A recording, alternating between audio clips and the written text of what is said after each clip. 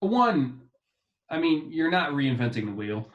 Like you're really not. Like even if you're doing something special, it's really not going to be that special. And like we already kind of spoke about, like even if it's special, is that really going to make such a huge change in performance of sport?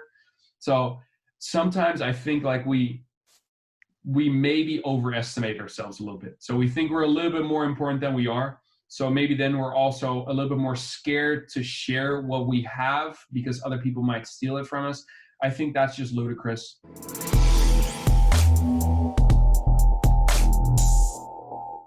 Welcome to the Outside Strength Podcast, your number one fitness and performance resource in Switzerland. Today, I'll be chatting with Yoeri Pegel, performance trainer at AFC Ajax in Amsterdam. Hey, buddy, how you doing? I'm good, Sean. Thanks for having me on. It's a pleasure. For the viewers and the listeners who don't know you, can you say a little bit more about yourself? Yeah, so I'm Yoeri. I'm 27 years old. I am a what you would call a performance trainer, or a strength and conditioning coach, or a physical preparation trainer, any other synonym that could work. You could also call me a failed former athlete, as most coaches in our field are. I currently I serve as the performance trainer for AFC Ajax here in Amsterdam. So that's the football / soccer club. Mm-hmm. I work as an assistant with the first team, and I lead the under 23 group. And then during the evenings, I double as the strength and conditioning coach for the 3-on-3 national basketball team. So I have two gigs that I mostly spend my time in. How I got here, my background is not the most common one you're going to see. I actually graduated from the University of Amsterdam as a business major. During my undergrad there as a business major, I mean, I was always just in the gym. Like that was who I was. So when I was, I want to say 20 or 21, I got an internship here at a local gym, working with general population clients while I was training my ass off. I was reading a lot more T-Nation articles than I was reading research papers for my thesis. That's a fact. So as I finished up my degree, I decided it was more important for me to pursue my passion than what I thought would be a more feasible career path. Mm-hmm. Because when I got out of high school, I just didn't anticipate or didn't think that sports would be a legitimate career path. So that's why I went into business. So after my undergraduate, I decided it was important for me to head over to the sports side and try to pursue what makes me wake up in the morning and enjoy going to work. So in, I want to say 2017, so that's now 3 years ago, I was 24. I got my first job as an S&C trainer after a little bit of experience in personal training, working with Gen Pop. That was an unpaid job, but I did immediately get the title of head of strength and conditioning. So that was nice. That was my first introduction. Now, over the past years, I've grown into bigger roles within basketball and football, and it's been quite the whirlwind until I got to Ajax last year, and now I'm kind of settling into my the first part of my career. Awesome, man. Thanks for sharing that. Do you, right off the bat, given your background in business, do you feel like there's been any carryover from what you learned there, let's say in your, in your prior life, into what you do today as a performance coach? Do you feel like you might have an edge in some regards compared to other coaches who don't have that background in business? I don't know if there's literally transfer from business to sports. I mean, there's going to be transfer from all kinds of fields into other fields, that's for sure. I don't know if I carried anything specifically from business. Mm-hmm. I think if I look at this, so my background not being in sports performance or biomechanics or any of that kind of field, is I had to grow up and put my own effort into research and studying based off the problems that I encountered in practical situations. Mm-hmm. So I went to college and I learned how to study in a different field instead of somebody telling me what I should be studying about in this field. So that when I got into the practical sense and I was like, oh, okay, this is a problem for me and I need to find a solution to it, then you start studying it yourself instead of someone else saying, this is your curriculum, this is what you should be knowing by now, this is what you need to be working up to within these 4 years. So I think to me, that's probably the biggest strength of me not getting the education or the formal education within something specifically in this field, but in another field, is the fact that I had to find the information myself. And I think just basically that got me more engaged into the whole learning process, right? Because Mm. it came from me instead of someone else telling me what to do. Would you ever go back to some form of formal education within the performance realm? Do you feel like there are any, really talking about the major, I don't know if official is the right term, organizations out there that do bring something to the table other than, or above and beyond what maybe alternative means of education can bring today, all the online courses you find, seminars, like you said, reading research papers, just documenting your own process. Do you feel like there's still something to be gained from those maybe old school educational pathways? Oh, for sure. A lot of people, I've actually had people ask this question like, oh, so I shouldn't get my bachelor's or my master's in something sports related. I'm like, no, no, no, no, no. Like, that's probably going to be important for you. One, for the sense that if you want to get certain jobs, you're going to need some of those qualifications, right? Yeah. That's super important.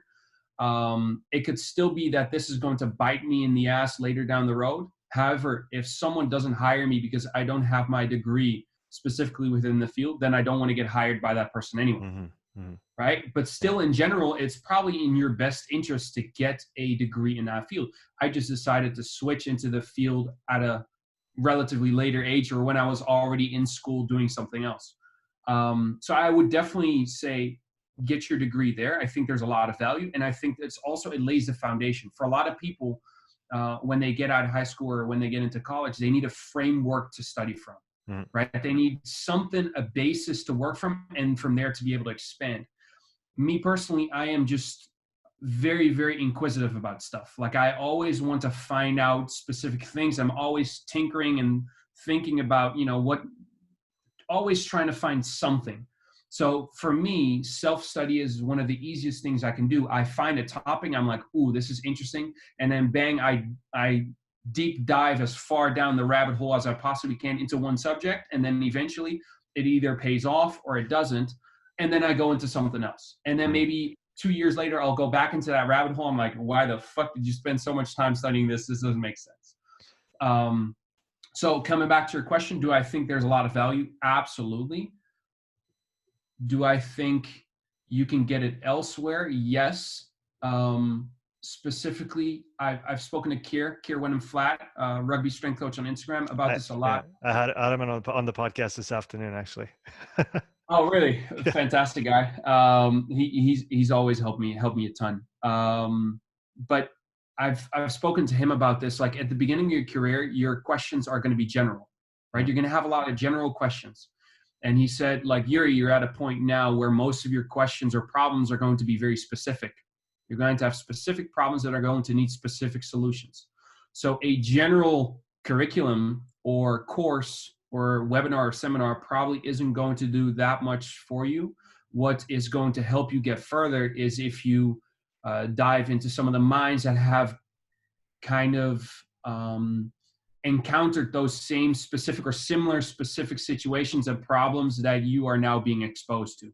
Like, that's going to add a lot of value at that point. But if you're in the beginning, if you got general questions, then a general curriculum is absolutely fantastic for you. Can you talk about your learning process? How do you learn? Do you read? Do you listen? Do you write? All of the above. What can you take us? Let's say discover a new method, a new topic, a new thing that you want to dive into. What's your process from start to finish, from the first time you hear about it until the day you're applying it with your athletes on the field? It starts, like you said, with me seeing something or hearing about something or coming up with something. So in the beginning, it used to be a lot like, oh, you see something on Instagram. Okay, cool. Let me try to do the same thing. And then for me, it's always been, if I see something, I have to try it first. Like, I am the biggest guinea pig on earth to myself. Like, I'm basically a case study until the end of time. Like, anything I can test on myself, I will test on myself. So that's always how it starts. So in the beginning, again, I'll find something on Instagram. I'll hear, I've heard something or yada yada, something of that sort. Then I start to play around with it. If in the beginning it feels like there could be some value, then I'm going to do further and further research into that topic. Like I said, I'll deep dive into that rabbit hole, try to find everything I could possibly find about that topic, and then implement it within my own training. as I implement it within my own training, generally I'll find certain restrictions, maybe pros, maybe cons to whatever I'm doing at that time. Mm.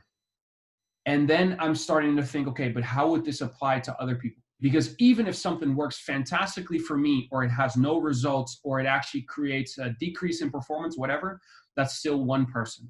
It's still a case study. So I can't really say anything about it, but I can still get a certain hunch about whether I think it might be valuable in the long run.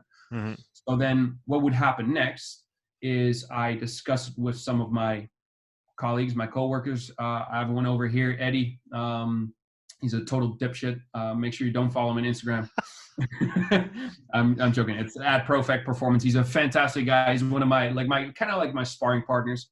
Mm-hmm. So I have a couple of people like that, and we throw ideas back and forth, and we make sure we're really critical about each other and everything we're thinking. So we make sure we really hammer in and play devil's advocate. Then if I get through some of those tests, then I'm like, okay, now I feel like I can introduce it to some athletes in the first place. I'll introduce it to a couple athletes where I think it might be valuable. And then from there, it like naturally either grows within my set of athletes, or maybe it'll kind of fade into the background. That just depends on if I feel like it works with the athletes. So it starts off by me hearing something, reading about something, or seeing something, or maybe coming up with something on my own. Then I start playing around with myself. I bounce the ideas off of some other people that I respect and I think are going to really be critical about what I just told them. Mm-hmm. Then I start to throw it to some players or athletes that I feel might benefit from it. And then it goes to maybe the broader population of athletes. And for some tools, they might stick really well in some groups, and other tools, I mean, they might get thrown in the trash with another group of athletes, right? What could work for one might work horribly for another. But generally, time will tell. So to get you an idea, I have a pretty extensive weightlifting background, also working with weightlifters, but I've generally have, in my situations, felt that Olympic weightlifting isn't the most effective tool within pro team sports. However, I do see a lot of advantages in using some of the tools from weightlifting.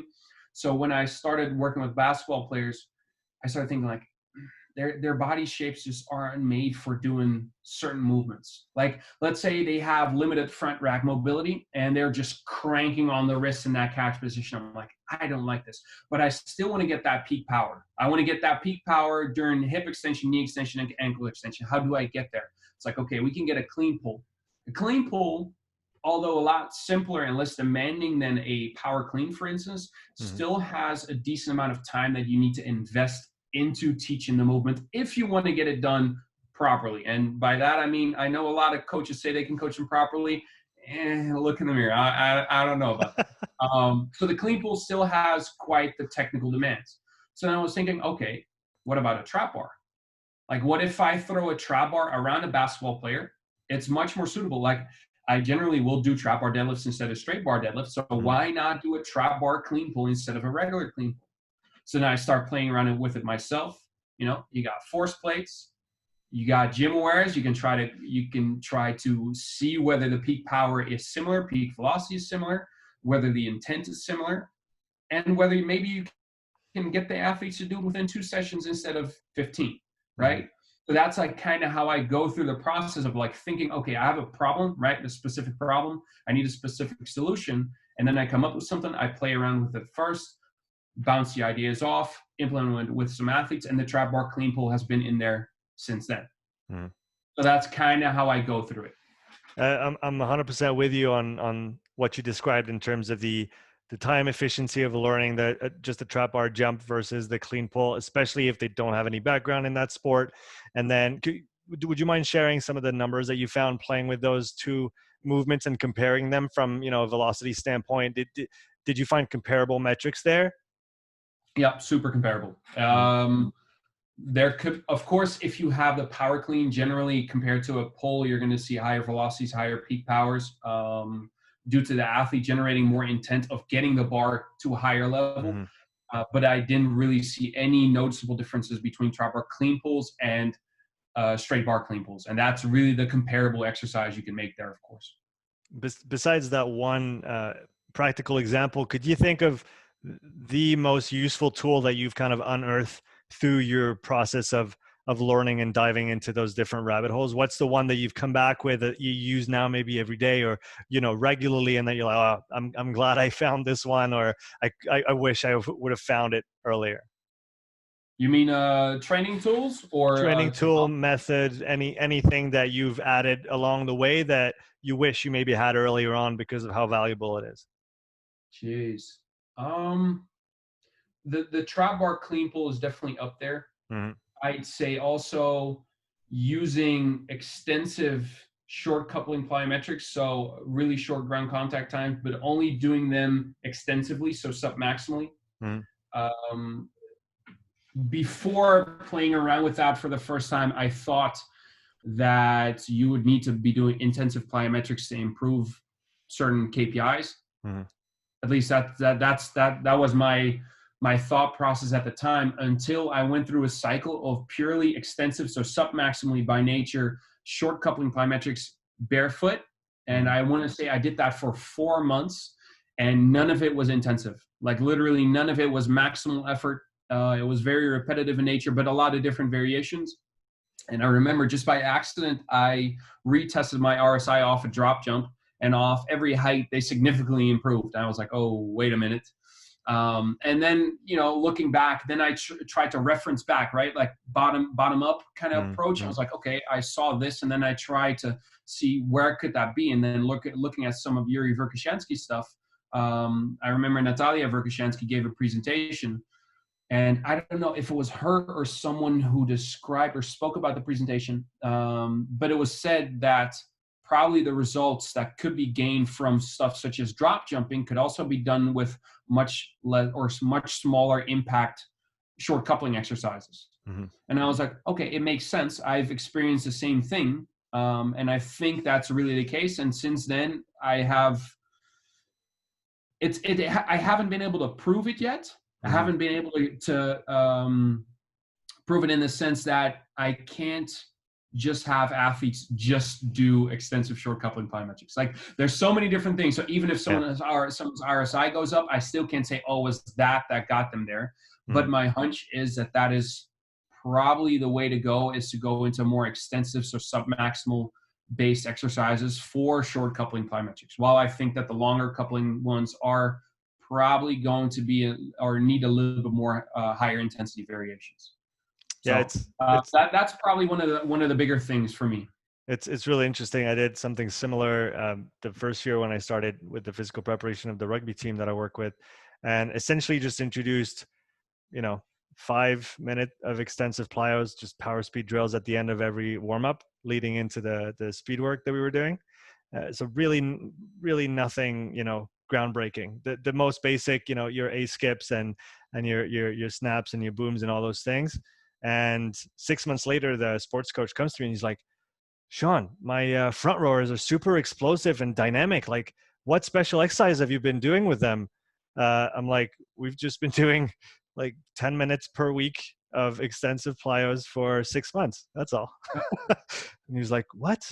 He didn't really get it. I think he still doesn't get it, but it is, sometimes it is that simple. And it's cool to see that a tool that is, or yeah, a tool that is literally not costly, especially, you know, from a physical standpoint, from a physiological standpoint, for the especially for trained athletes. It's a very low cost for pretty substantial returns, like you said, on that investment. And it's always good to see, you know, people gravitate to those instead of just going for the, you know, big flashy ones that obviously have their training effect but come with a lot of, you have to just be careful how you use those because they can do more damage too, right? Yeah, I mean, if I can get the same results in lower limb stiffness from some repeated hops and some reverse drop jumps versus real intensive drop jumping, if I can get the same results but I minimize the risk, like why wouldn't I do that? Mhm. Exactly. So you've talked in previous podcasts about the fact that you like to read literature, read research papers. Here I go. Can you talk a little bit about how you go into those papers? I mean, we talk a lot about, you know, reading the literature, but There's obviously, it's not as easy as, hey, just pull the paper up and read it. You need to understand, methodology, and then how a bit of statistics and how they actually interpret the results. Because obviously, depending on what angle you take on the analysis, you can essentially pull out any fucking result that you want if you want to. So how do you go through the process of reading those papers and parsing out what actually brings something to the table or not?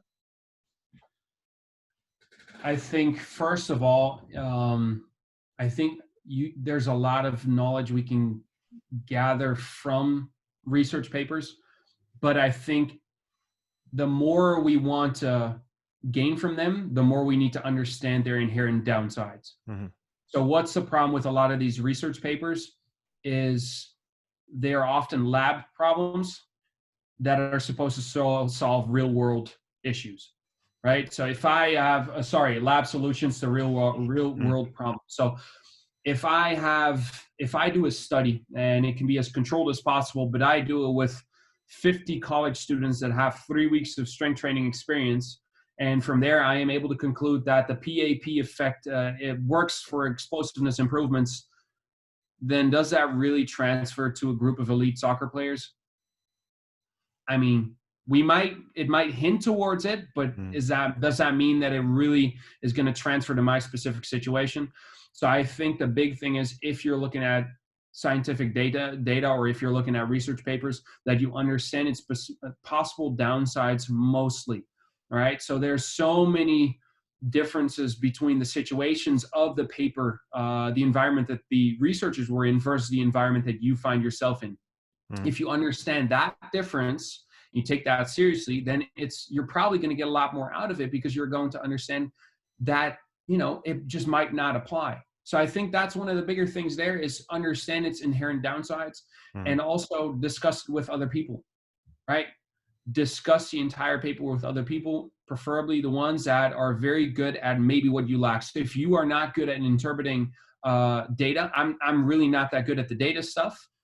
I'm good at transferring the conclusion of a study to my practical situation, but I'm not really good with data. But I do have people around me that are good with data, so I discuss it with them, and they're able to help me there, while I may be able to help them somewhere else.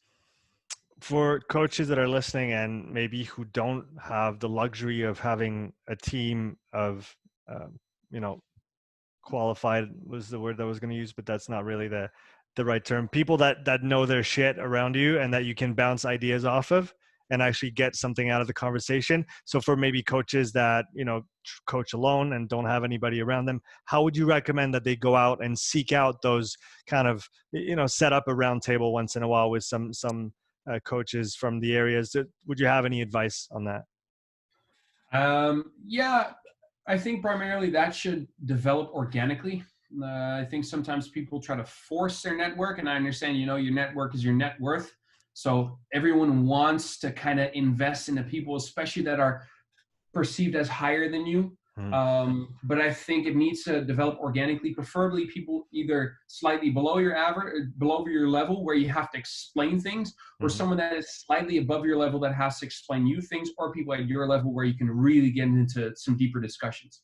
But if your roundtable consists of people that are very far below your own knowledge level, then it's going to be hard to discuss or teach them anything, and that you still gain something from it. While if they are much higher than you, then there's also too much of a gap to kind of be able to relate, right? So if I would have any advice there, is try to find people that are roughly in similar situations as you, and they don't have to live close. They can live as far as possible, far away from you on the other side of the world, if need be, because social media and, Zoom calls and Microsoft Teams makes everything possible these days. So you are going to be able to find like-minded people, but you have to put yourself out there, and also have other people, or have it available to other people, what kind of your level of thinking is, right? So maybe you put stuff out on social media and you reach out to other people with questions, discussion points, etc. And that kind of naturally grows into what could be perceived as a back and forth about certain topics. So I think a good example for me is Jay DeMayo. So that's CVASPs. I remember probably a year and a half or 2 years ago, I constantly bothered him with annoying ass questions about plyometrics, because Natalia Verkhoshansky did her presentation at CVASP a lot of years ago already, beginning 2010 somewhere, I think. So I consistently was asking him questions about some of the stuff from the research, and I'm sure he found me annoying as heck in the beginning. But that got into some really cool and interesting discussions, and he really made me think about certain things, and that developed over the previous 2 years, to where I really rely on him now if I have certain things that I am unsure about. So, you know, it doesn't matter where they live. It could be on the other side of the world, but you got to put yourself out there. Yeah, I totally agree with you. Since on the topic of social media, and we mentioned it a little bit off air before, what is your take on social media? Does it bring something to the field of sports performance? Is it a positive? Is it a net positive? What are the, you know, pros and cons, and how do you use social media to, you know, maybe exploit its full potential? I mean, it's a part of society now. Like you can't get around social media. I know a lot of people just want to put their heads in the ground and act like it doesn't exist. I know a lot of people want to complain about all the bad stuff that you see on social media, but like we already discussed, if you're just complaining about what's happening, but you're not doing anything about it, then, I mean, who cares about the opinion anyway? Mm-hmm. So I think for me, what it started off with, I just wanted to share what I was doing, like literally just enthusiasm about what I was doing. And I was like, yep, let me just throw this out there, like see what happens. And you start doing it more and more. And then also it kind of got to a point where I would use certain things to try to find out what athletes would relate to. Because like back then it was for me to try to actually get clients, get athletes to work with me. So I would put certain things up, maybe also question boxes, all that kind of stuff, and then try to see, you know, what kind of stuff would they understand, what kind of stuff were they into, what would kind of get them to engage versus, you know, just block me or stop following me, all that kind of stuff. And from there, it basically evolved to me just getting kind of back to where I am now, and also in the beginning is just throwing on there what I think. Like I just have certain things. I'm like, oh, this might be cool to share on Instagram. And if people like it, they like it. If they don't, they don't. I've been extremely fortunate to build the network and have the people around me that I can ask questions to now that I would have never, ever, ever gotten within 3 years in the field if I didn't have social media. So like the people like me being able to ask Jay DeMayo or Kier any questions, that would have never happened for social media, without social media. So I have to be thankful for the fact that it exists. Of course, the other downside is before social media, you would have to read a book and then implement that stuff. And then you would look back a cycle later and you're like, oh, it worked, or whoops, it didn't work. And then you would find something else. And now you're starting a cycle, and the next day you hear about this new blocks, you know, this new block periodization that it has, waving vertical integration from a co-contraction standpoint with perturbations. And you're like, I don't even know what this means, but let me do the same thing. And maybe for a lot of young coaches, it's kind of hard to distinguish and stick to certain things because there's so much information just constantly being thrown out there. And it's just hard to distinguish between what's good and what's not. Right? Because if you don't have that knowledge base yet, like you don't know where you're going. So for me, it was absolutely, it's been a blessing.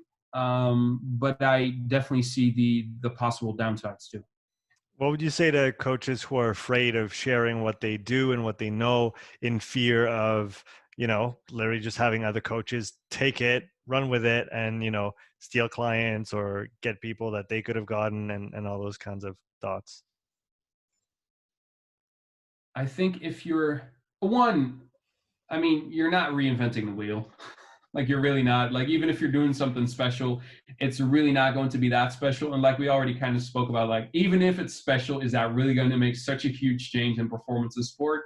So sometimes I think like we maybe overestimate ourselves a little bit. So we think we're a little bit more important than we are. So maybe then we're also a little bit more scared to share what we have because other people might steal it from us. I think that's just ludicrous. Like if you put out good work, you will find athletes to work with, teams to work with, all that kind of stuff. Like there are plenty of athletes on this planet There are plenty of general population people. Like we have, I don't know how many billion people on this earth. Like there are plenty of people to train. I think you should be worried about your own quality control. Just making sure you're doing all the best you possibly can and you are delivering a quality product. And if you're delivering a quality product, like you should probably share it. Like, could you imagine Apple saying, "Ooh, we got this great iPhone. Let's not put it out." Because, you know, Samsung might steal the technology we have for this, and we might lose our company. Like, that doesn't make sense. I mean, the comparison probably doesn't make sense either. No, it does make sense. I think it's a good one. It's a valid one. What are some of the things that you've changed your mind about since you started in the coaching world? Maybe preconceived notions that you had coming in, or early readings, early findings that you've reversed along the way since then? I mean, like I said at the very beginning of our talk, like, you know, I got in this, like I hit the weight room, like that's what I was doing. I was reading T Nation articles. So I was definitely biased towards maximal strength, you know, cures AIDS and all that good stuff. And then you get to a point where you realize, you look at some data and you're like, oh, wait a minute, I might have overestimated the importance of maximal strength. Like an example I like to give is my first year working in basketball. The first 6 months, we primarily did strength work, or like maybe we did a couple plyometric exercises, but I had no idea what I was doing, like literally none. I was just giving them squats and trap bar deadlifts and all that those kind of exercises. And they were getting strong. And the first 6 months, I saw a good solid increase in vertical jumps. So I was like, see, confirmation bias galore. I am doing a great job. Now, the second 6 months, mind you, of course, we went into postseason mode, and you have the entire season fatigue, yada, yada, yada. But basically, I don't remember the entire data set, but it was like half of them stagnated, and a quarter of them got a little bit better, and the other quarter was like, got a little bit worse. And I just blew my mind. I was like, that's not possible. I'm the greatest strength coach of all time. Why is this happening to me? And then you start to look, you know, like I said, I have a specific problem. I had a specific problem at that time. I had a group of athletes that I got stronger, got better, and then they didn't get better anymore, right? So something worked until it didn't work anymore. So I had that specific problem. And then I dove into the research, dove into talking to other coaches and finding out, oh, yes, there is a limit on how much strength can transfer to explosive movements, right? And I think that's probably the biggest example of me falling flat on my face and having to say, oh, whoops, like I really missed the boat on that one. But then after, what happened directly after is I kind of went the opposite way. I was like, strength is everything. No, strength doesn't matter. Like I just flipped upside down immediately. And then it was just all high velocity movements and plyometrics and this and that. And then, you know, you're doing that with athletes that aren't super athletic. And you're like, why aren't they getting better?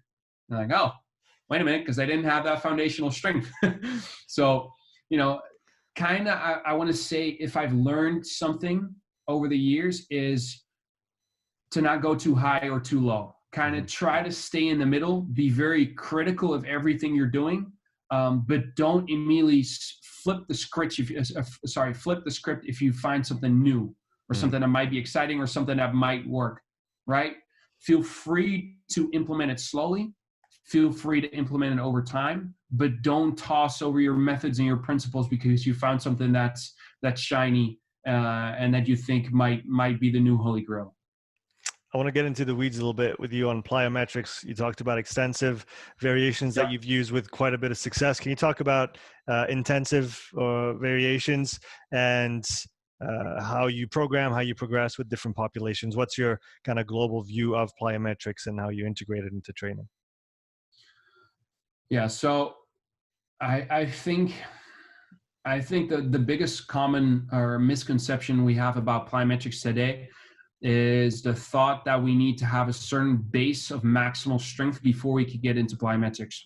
That's something that I've touched upon a bunch of times on social media because it bothers the crap out of me, is saying, oh, we need a 2 or 2.5 times your body weight squat before you're able to do plyometrics. I'm like, all right, so we're choosing an arbitrarily selected exercise to determine whether we can need to do something that's totally different.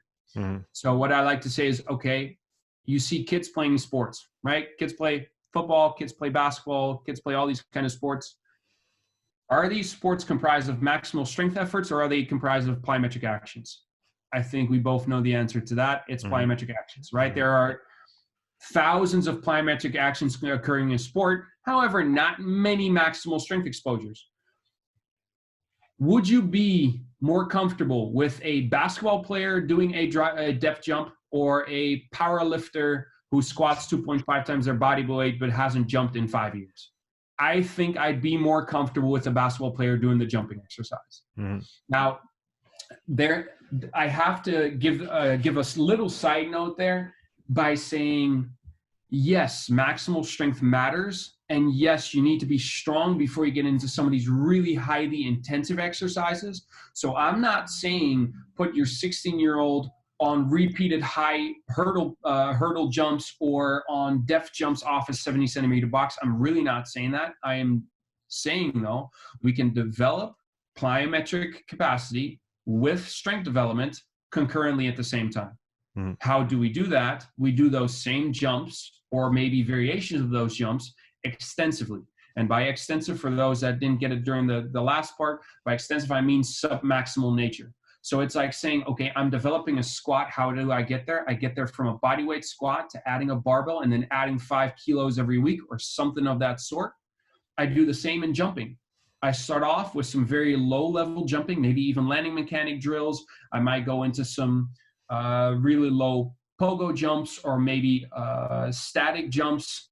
I don't know, but we're starting off with something really light, really non-intensive, so extensive by nature, submaximal. And then slowly but surely throughout development, we're adding load.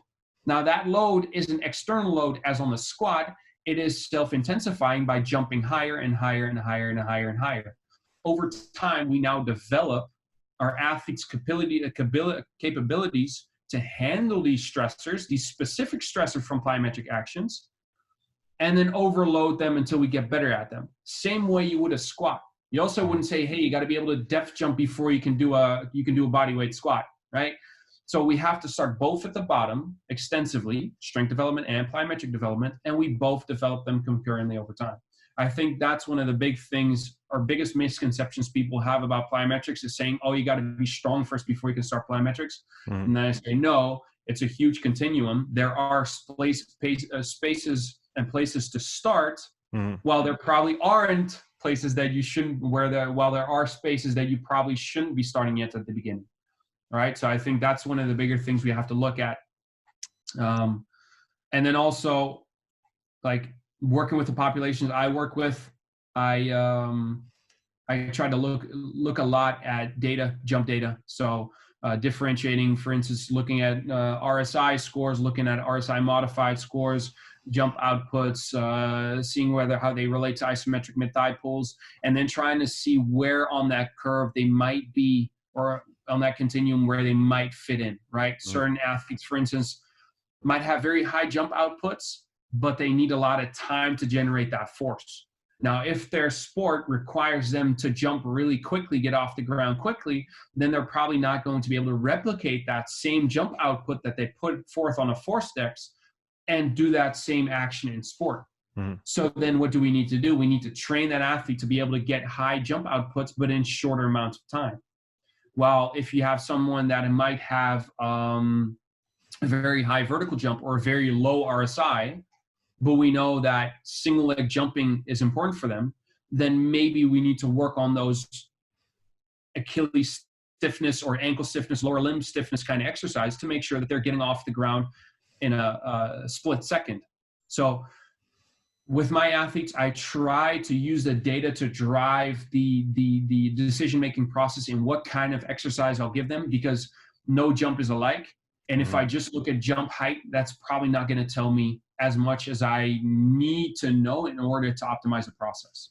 Yeah, I think it's super important what you just mentioned. No two jumps are alike, and it maybe highlights the importance of the ground contact time as a criteria, dynamic correspondence. And actually, when you look at jumps, like you said, put them on a continuum in terms of ground contact time above other things, obviously like the height and the nature of the jump, but it is a very important factor to consider. And one jump might not actually have that much transfer to some sporting activity if it doesn't correspond to the way that the foot interacts with the floor. Yep, exactly.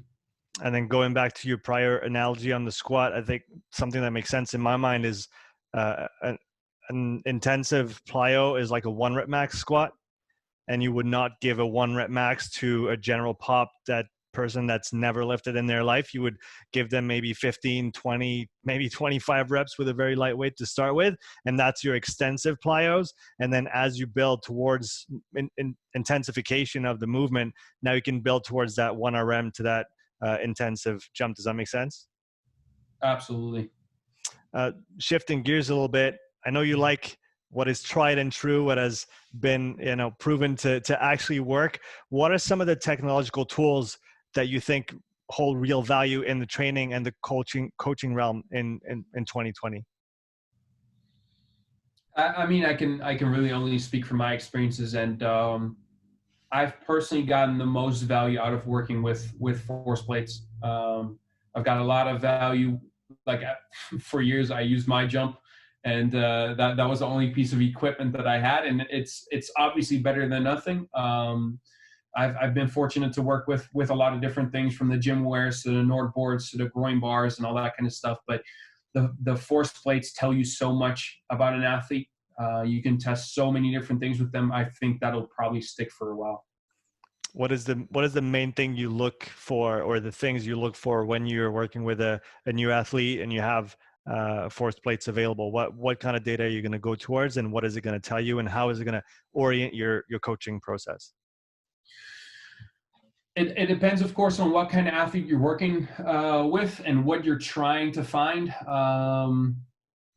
Generally, so let's say you have an athlete that needs explosive upper body movements. For instance, you could do stuff such as ballistic push-ups on there, see how that's going to relative to body weight. If you have someone that where vertical power expression is very important for them in their sport, so almost all sports, you could do a myriad of jump tests.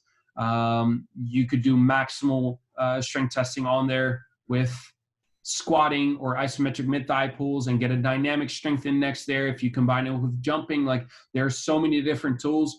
It just depends on what kind of athlete you are working with and what you're trying to understand about them as the athlete. What is one of the harder things that you've been trying to figure out recently using those force plates, that you have a hinge as to what might be going on or how you might be able to improve a certain quality, but you're not quite there yet. You're still in the process of figuring it out. Something you're exploring right now using those force plates? I think something interesting is so basically throughout the season, I'll gather jump data. I think one of the interesting things is development of jump data in jump heights, or development of jump height in athletes, and then how they're RSI modified. So basically how much time they take to get to that jump height, how that kind of goes along during that same time span.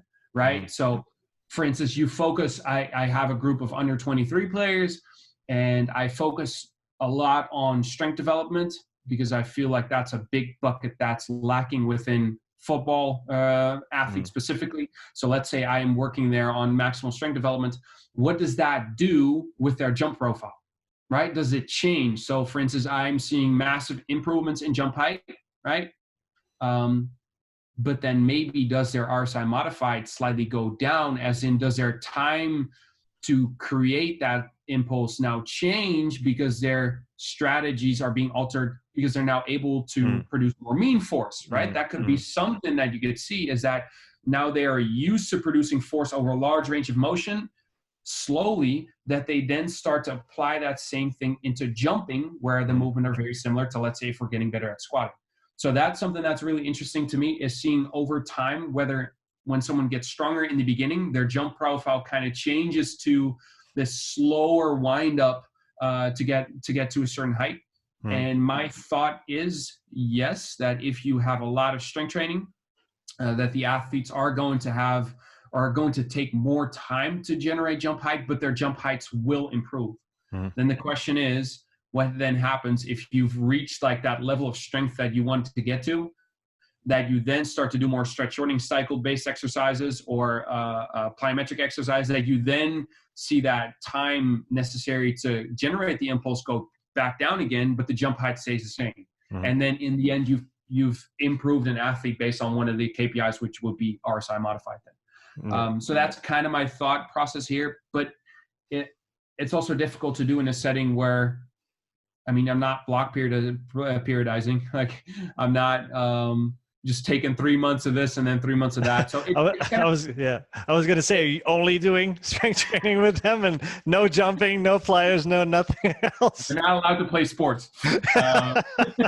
No running, guys. Only squats. Fuck winning. Like we don't care about that. No. So that's the hard part, but that's kind of like a hunch I have. Like, okay, if we're at this level and we increase strength here, maybe that changes jump strategy. I think that's kind of cool to dive into. Nothing I'll be able to publish, of course, but it's good for my own experiences. Yeah, we have to stay, scientists at our own level and play with things as we can and learn in the process. On the other side of that coin, of the technological tools coin, what are some of the maybe popular tools that are used right now that you think are maybe useless, or maybe, let's use a slightly nicer term, that are not as useful as people make them to be? 80% of the recovery modalities you'll find. What's the 20%? What's your 20%? So recovery modalities. Let's see. They're called food, sex, sleep, and happiness. Yeah, I was going to say the obvious ones. Yeah, it's like all the other stuff is trivialities. But hey, placebo is friggin' real. Right. So if you believe in something, it's going to add value if you think it works. I think, stuff like the lights, I don't even know what they're called, like the little light bulbs that you then have to touch. I think they're called Blaze Pods, and the only reason I know is that I still haven't disabled that fucking ad off of my Instagram, but I think that's what they're called. Yeah, it's like you see people, like literally you'll see football players, so soccer players for the Americans, you'll see them like in a high plank on their hands, and then they kind of like have to bear crawl to one of those or react and then go back and react to another one. I'm like, someone is saying, oh yeah, this is supposed to, this is going to help with agility because it helps you with decision making. I'm like, yeah, that is real specific to the context of your sport there. So you might as well be juggling circus balls. Literally on a Bosu ball while throwing kettlebells. You didn't have to go there, Yoeri. Why'd you have to bring the Bosu into this? Speaking of stuff that won't leave. Yeah, it's still there. It's still there. It still is. What about? Is there any other ones on your mind that you think are overrated right now? Nothing off the top of my head. I try to keep it simple and stay away from a lot of the technology stuff, unless it's more for measuring things. So like stuff like the gym wear, Nord boards, groin bars, force decks, like that's for measuring purposes. Yeah. And then influence the training process instead of like all these technological tools for the training process itself. I don't use much stuff there. And I really, no, nothing that comes off the top of my head besides the little light pods. Beside all the cool things we've talked about so far, what is one thing or a couple things that currently fascinate you in the field of sports performance? Nothing specific. I mean, to me, it's like just transfer to sport. That's just the most important thing to me, but also like the most interesting thing is finding out what really transfers to sport. So for instance, going back to that story about jump height, like if we just say, oh, vertical jump is one of the biggest KPIs for sport performance. Okay, but is it really? Like, or do we need to look at RSI modified? Like that kind of stuff just blows my mind, and I think is so much fun to look into. It's like straight line sprinting versus curve linear sprinting, like all that kind of stuff. Like what is a transfer of something we're doing to sport? Because our roles, I mean, the value of our roles is probably already much smaller than we think it is. So we really have to optimize everything we do and really hone in on making sure that we make these guys better athletes to become better players in their sport. So to me, it's like whatever phase I'm in, playing around with some certain stuff, just transfer to sport. Like that's what I care about. I remember, I want to say 2 years ago, I first got my hands on the Soviet sport methods by Dr. Bondarchuk. Mhm. And that's like, he goes into a gazillion different numbers about transfer to sport. And that really got me into that. And it hasn't left ever since, and it probably won't. Is that something that you, I guess, obviously up to a certain point, the general physical qualities, in a sense, correct me if I'm talking shit, but up to a certain level, the general qualities matter more than the pure transfer to the sport. So for you and the athletes that you work with, at what point do you switch from, like you said, with your youngins, it's in the soccer players, okay, now they need maximal strength development. At what point do you switch gears? Do you have some kind of thresholds that you, whether in mind on paper for different age groups, different sports, where you or I guess it's never as simple as like one number, but how do you decide when it's time to go from general means to specific means? Maybe that's a better way to frame it. I think, I mean, that's a really tough question to answer, obviously.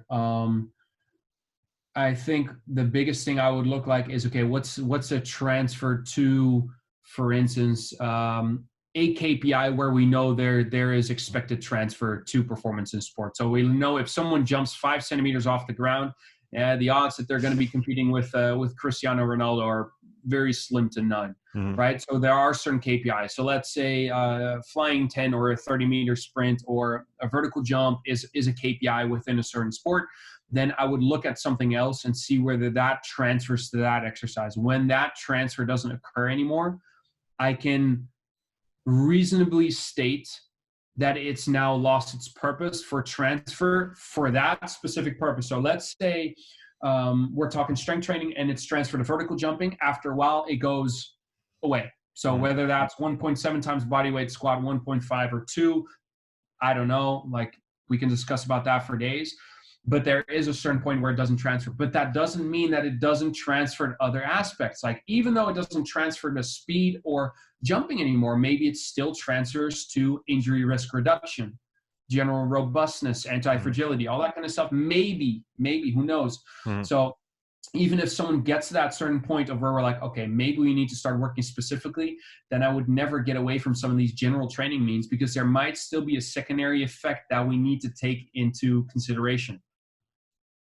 So again, super hard question to answer, but I try to as much as possible work kind of off KPIs. And when one of those doesn't progress anymore, that's kind of when I maybe start to take the emphasis away from it, but I never really start to neglect it after. Like, I haven't worked with an athlete that, for instance, stopped doing RDLs or trap bar deadlifts or box squats or whatever. They never stop, but the emphasis might go somewhere else. No, like you said, it's a hard question, but I think you did a good job answering it here. What are some of the topics that you're digging into right now, or that you want to investigate in the coming months? I've been playing around a decent bit with split cleaning. Reason being is I've had some discussions about this with other coaches, is the combination of your concentric rate of force development and the eccentric rate of force development of a single leg or split stance catch. I thought that was interesting. What I've also noticed with some of those little guinea pig athletes of mine, the first ones that I kind of sprinkle it into, is that for a lot of them, it actually made the movement a lot more smooth quickly. Okay. Like I basically built it from the ground up, and it was relatively easy to teach compared to a regular power clean. So I thought that was interesting. So I'm playing around with that. Doesn't mean that that's going to be something that I'm going to be diving into really deeply, but it is something that's been on my mind that I've been playing around with. And then other than that, I am revisiting my extensive plyos works for lower limb stiffness. So my RSI improvements, I'm going through that again now a year later and trying to see whether it works again. But now what I'm doing is I'm doing everything on force plates. So I am adding an intent to everything by for me personally, I am very much, my intent is very easily regulated by feedback. So if I have feedback on my outputs, I know my outputs are going to increase at least by 10%. So I'm interesting to see what that does to my development now in jumping. Is one, by again going through one of those extensive phases of plyometrics, and then by using the force plates, increasing intent through feedback, and seeing when I have higher outputs over a longer period of time consistently. So not just once in a while, just every single rep getting feedback and higher intents, what that does to my stimulus and my adaptation. So that's kind of for my own training. Like I said, a case study until the end of times. Yeah, a couple of things I want to bounce back off here.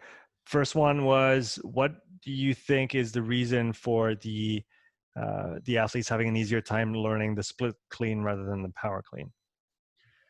I don't know. I guess it kind of forces them. So what you often see with power cleans is either like the feet will split out very wide, or you'll kind of have this muted hip position where like they kind of push the hip forward and they have the shoulders behind their hips, like that kind of catch. So they don't really get into a squatting motion or a hinging motion at the hip. If you get them into a split squat stance, that generally will fix itself. Now, I've still seen some athletes that still kind of push that hip forward and have their shoulders slightly behind them. But then it's easier to kind of cue them like, okay, I want to see you here, get back into that position. So I don't know. It's that would be my explanation for it, but I don't have anything concrete to say there. Yeah, I do like the idea though. I mean, as soon as you mentioned it, the movement itself, I pictured the catching with that single leg position, and it does bring something interesting to the table, especially for athletes who might already be well versed in the cleaning motion. It's actually really interesting because you go from a two-legged exercise to a split stance, which is quite kind of pretty unique. I guess you could do it with dumbbells and such, but you don't see many people doing those. It's very it's really a unique feeling. I remember first time I tried it, I was like, oh, like that was one of those moments where I like, this might be something. Now, really super experimental, but yeah, it definitely has felt like something that might be valuable, and it might not, because you could also say, okay, but why don't you just do clean pulls and then you do like drop catches into a split stance, so you don't have the technical component. So that could be another way of approaching the same problem, I guess, right? If you want to get concentric RFD and then eccentric RFD, is just combine the two exercises and you're like, yay, now I got the same thing. But I didn't have to teach an athlete to clean. But I mean, also for you to understand and the listeners to understand, I introduced it to a couple athletes during the quarantine period when I was working with players, and they had no shot at any tournaments or games or whatever for a while. This is the 3-on-3 national basketball team. And literally these guys needed some kind of a challenge to keep them mentally engaged. Like that's some of the stuff you don't see in research papers, is like how to work with athletes mentally, right? Yeah. And they needed something to kind of trigger their competitiveness. And the Olympic lifts just did it. And then I was like, okay, let me from the ground up now get a couple of these athletes and see how the split clean works with them. And those results were very good. Now, since we've gotten back into competition, I've gone away from it again, because then I just want to put in energy to the stuff where I'm like, okay, I want to minimally expend energy on stuff that I don't need to expend energy on. So I've kind of gone away from it again, but it's still in the back of my head, basically. The other point I wanted to come back on is the almost gamification of training through feedback that you're talking about with the force plates. And when you have the instantaneous feedback, your intent can change, and that can make a difference in the training process. Are you familiar with Pat Davidson? Yeah. So what he's doing with all the Kaiser equipment, with that kind of instant feedback in terms of velocity of each rep, and then the loading and all of this, I find super interesting, because you get to a point, maybe get to a point down the road where, all these parameters in training can be displayed to athletes and have that feedback on what they're doing on a rep to rep basis. Do you see things going in that direction? Is it maybe, would it be too much at that point? Should it be kept for certain sessions or certain focuses? Where do you see this, again, the gamification of training going within the performance field specifically? I love that question, because when you said that about Pat Davidson, I immediately started thinking about the biggest downside to me of force velocity training, or using force velocity tools is, okay, one is a lack of, like, a lot of people or a lot of players' techniques go down the fucking drain the moment there's a competitive exercise. Right. Like, if or a competition in the exercise. If I have someone jump and I give them feedback on their jump, or they're touching a vertex, I mean, their movement patterns are going to be optimized for jump height, and that's safe. But now if someone is doing a clean and all of a sudden they start to yank that bar off the floor instead of controlling it towards their hips and making sure we maintain proper positions to optimize movement velocity once we get to the hip, all of a sudden now they start yanking it off the floor because they want to hit a certain peak velocity that's on there. And you're like, that wasn't exactly what I was looking for. Like, I didn't want that to look like a CrossFit deadlift in a 24-minute Metcon. Like, that was not the idea of the power clean. So I think that's one of the biggest downsides, is if you use some of those tools for athletes that haven't controlled the movement itself. I've played around with force velocity training with athletes that weren't ready, and I immediately had to go back and take it away because I realized that wasn't going to work. So I think it's important to understand what population we're using it for, and then what exercise we're matching it to. And then secondary to that is, if we have higher intent on every rep, the stimulus is going to be higher, meaning we are creating more stress. If we're creating more stress, these athletes need more time to adapt and recover. I think that is something that is not often discussed, is that if you are using some kind of feedback mechanism and you are creating a higher stressor, that is then going to influence their recovery process or their readiness to train again. It's just something to consider. I mean, I assume a lot of training or a lot of coaches do take that into consideration, but it's something that I feel like is overlooked within the whole discussion of force velocity training or feedback-based training. It's a great point. I think you make a great point, and thinking about this first and foremost, I mean, for me, when I'm thinking of when I work with the rugby players, anytime I include a competitive aspect to, say, a sprint or anything like that, for me, it's always a progression in terms of intensity, because, like you said, the intent is such that they're going to push themselves a little bit more than if they were just doing the exercise. And so you have to take that into consideration. So maybe there might be a case for specific sessions throughout the week or throughout the training, block or month, where those tools could be pulled out, maybe even as not only just to give them feedback, but to add that stimulus to the training itself, almost like a peaking, a way of to peak their intent and the intensity that they're going to provide on the movement, on top of giving them the feedback and giving you as a coach the feedback on what's going on in real time. Absolutely. Yeah. It could be stuff like that. What moments are you going to give them? Are you maybe going to lower volume, frequency, all that kind of stuff? But it is just something to consider in your process if you're using some of these feedback for higher intent methods. I've got a few rapid fire questions for you to finish today. So what's a coach who is a coach that everyone should follow, in your opinion? First person to come up then would be Kier. So that's at Rugby Strength Coach on Instagram. What I love about Kier is he's he doesn't care. Like, he just throws out there what he thinks, and he gets a lot of shit for it, and I love that. Like, to me, it's the most entertaining way to spend the day if he has one of his weekly Q&As, because someone's about to get burned really, really badly. So I just find that highly enjoyable. But he's just there's no bullshit. So I really like that. And like I already said, like, guys like Kier and Jay have been so nice to me about answering my questions and discussing with me. So some of these guys on Instagram or social media, they're also super, super open to help you. If you have questions and if you have problems that you may need some assistance to. But if you are going to be reaching out to some of those dudes that are on social media and that know what they're talking about, just make sure you have a very specific question and it's well thought out. Just make sure, like, one piece of advice, if you're a young coach, and you can find the answer to your question on the first page of Google, do not ask the question. Like that's a piece of advice I would definitely give someone. I think that's a good one. Going back to your question, probably Kier. Yeah, unless you really, like you said, want to get burnt in his weekly Q&A, don't ask a really, dumb question, because there are dumb questions. It's always context dependent, obviously, but depending on who you're asking and why you're asking, yes, there are some stupid questions, so just don't do that.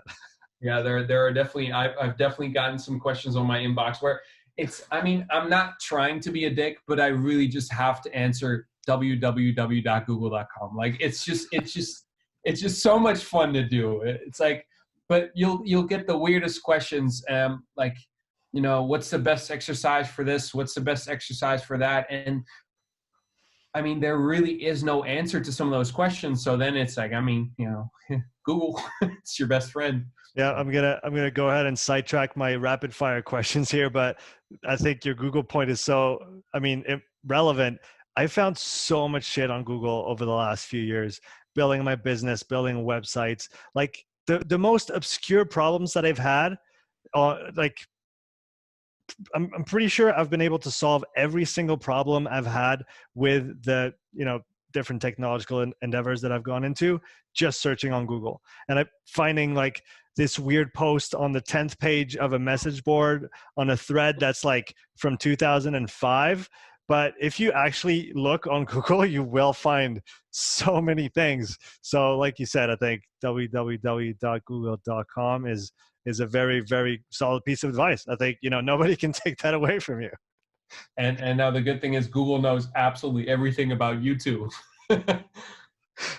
Exactly. So that's maybe the topic for the next podcast. What's a book that everyone should read? This past year, I've really gotten into some of Nassim Taleb's work. I love everything that he's written. So the Inserto, that's a four book series basically by him. I've really loved that. And then other than that, I want to say 5 years ago or something, I read The Effective Executive by Peter Drucker, and that helped shape some of my habits as to managing my time and all that kind of stuff. So that's probably up there for me. What's a song you're listening to right now?